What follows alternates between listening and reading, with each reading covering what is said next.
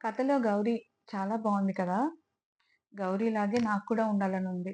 కున్నులాగా చిన్న పాప అయిపోవాలనుంది. ఏవి ఆలోచించకుండా, స్వచ్ఛంగా, ఎక్కువ టెన్షన్స్ తీసుకోకుండా ఉండాలనుంది. కానీ ఎలా? ఇంకొకరికి ధైర్యం చెప్పడం చాలా ఈజీ. పిల్లలకి చెప్పడం చాలా ఈజీ. మరి నాలో ఉన్న పాపకి, నాలో ఉన్న కున్నుకి చెప్పుకోవాలంటే ఎలాగా? అని ఆలోచనొచ్చినప్పుడు నన్ను నేను సెల్ఫ్ రిఫ్లెక్ట్ చేసుకోవాలి అని అనుకున్నా. అప్పుడు గుర్తొచ్చింది. అద్దం ఉంది కదా!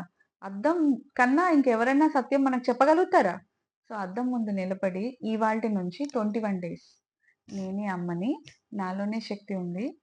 నాలో కనిపించిన కిరీటం కూడా ఉంది. నా హృదయంలోనే సింహాసనం ఉంది. నేను ఆల్రెడీ సింహాసనంలో ఉన్న మహారాణిని అని 21 డేస్ చెప్దామనుకుంటున్నాను. ఇది నా సొంత మాటలు కాదు. మన అమ్మవారు ఆల్రెడీ చెప్పేసింది. ఏంటని? శ్రీమాతా శ్రీ మహారాజ్ఞి శ్రీమత్ సింహాసనేశ్వరి అని. సో, ఈ ఫస్ట్ లైన్ 21 డేస్ నేను తెలుగులో అనుకుంటూ అండ్ ఈ లైన్ కూడా చెప్పుకుంటూ అద్దం ముందు నిలబడి చెప్దామనుకున్నాను. స్ఫూర్తి అంటేనే మోటివేషన్ అని అర్థం. నేను సెల్ఫ్ మోటివేట్ అవ్వడానికి ఈ పని చేస్తున్నా. మరి మీరందరూ నా ఫ్రెండ్సే కదా! మరి మీరందరూ సపోర్ట్ చేయాలి కదా! మీరు కూడా 21 డేస్ ట్రై చేసి చూద్దాం అందరం. మనం ట్రై చేస్తే సాధించలేనిది ఏదీ లేదు. 21 డేస్ మనకొక రొటీన్ అయిపోతే it will be our life style అని చెప్తారు. సో, మరి అందరం చేద్దామా? నేను స్టార్ట్ చేస్తున్నా. మరి మీరు చేసి కామెంట్‌లో పెట్టండి. రిజల్టా?